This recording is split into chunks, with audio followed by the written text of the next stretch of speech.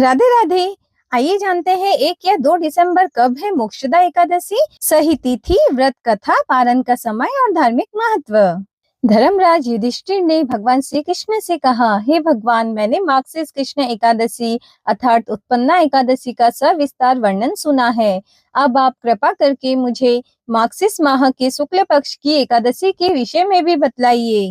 तब भगवान श्री कृष्ण बोले, मार्गशीर्ष माह के शुक्ल पक्ष में आने वाली इस एकादशी को मोक्षदा एकादशी कहा जाता है। यह व्रत मोक्ष देने वाला तथा चिंतामणि के समान सब कामनाएं पूर्ण करने वाला है, जिससे आप अपने पूर्वजों के दुखों को खत्म कर सकते हैं।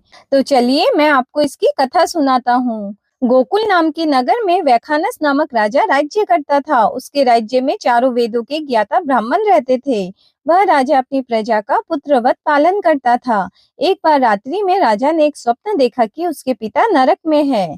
उसे बड़ा आश्चर्य हुआ। प्रातः काल वह विद्वान ब्राह्मणों के पास गया और अपना स्वप्न सुनाया। मैंने अपने पिता को नरक में कष्ट उठाते देखा है। उन्होंने मुझसे कहा है कि हे पुत्र, मैं नरक में पड़ा हूँ, यहाँ से तुम मुझे मुक्त कराओ। जब से मैंने ये वचन सुने हैं तब से मैं बहुत बेचैन हूँ। चित्त में बड़ी अशांति हो रही है। मुझे इस राज्य, धन, पुत्र, स्त्री, हाथी, घोड़े आदि में कुछ भी सुख प्रतीत नहीं होता। क्या करूँ? राजा ने कहा, हे ब्राह्मण देवताओं, इस दुख के कारण मेरा सारा शरीर जल रहा है। अब आप कृपा करके कोई तप, दान, व्रत आदि ऐसा उपाय बताइए जिससे मेरे पिता को मुक्ति मिल जाए। उस पुत्र का जीवन व्यर्थ है जो अपने माता पिता का उद्धार न कर सके। एक उत्तम पुत्र जो अपने माता पिता तथा पूर्वजों का उद्धार करता है, वह 1000 मूर्ख पुत्रों से अच्छा है। जैसे एक चंद्रमा सारे जगत में प्रकाश कर देता है, परंतु हजारों तारे नहीं कर सकते। ब्राह्मणों ने कहा, हे राजन, यहाँ पास ही भूत, भविष्य, वर्तमान के ज्ञाता पर्वत ऋषि का आश्रम है। आपकी समस्या का हल वे जरूर करेंगे। ऐसा सुनकर राजा मुनि के आश्रम पर गया। उस आश्रम में अनेक शांतचित्त योगी और मुनि तपस्या कर रहे थे। उसी जगह पर्वत मुनि बैठे थे। राजा ने मुनि को साष्टांग दंडवत प्रणाम किया। मुनि ने राजा से सांगोपांग कुशल पूछी। राजा ने कहा, महाराज, आपकी कृपा से मेरे राज्य में सब कुशल है, लेकिन अकस्मात मेरे चित्त में अत्यंत अशांति होने लगी है। ऐसा सुनकर पर्वत मुनि ने आंखें बंद की और भूत विचारने लगे। फिर बोले, हे राजन, मैंने योग के बल से तुम्हारे पिता के कुकर्मों को जान लिया है। उन्होंने पूर्व जन्म में कामातुर होकर एक पत्नी को रति दी, किंतु सौत के कहने पर दूसरे पत्नी को ऋतुदान मांगने पर भी नहीं दिया। उसी पापकर्म के कारण तुम्हारे पिता को नरक में जाना पड़ा। तब राजा ने कहा, इसका कोई उपाय बताइए। मुनि बोले, हे राजन, आप मार्गशीर्ष एकादशी का उपवास करें और उस उपवास के पुण्य को अपने पिता को संकल्प कर दे।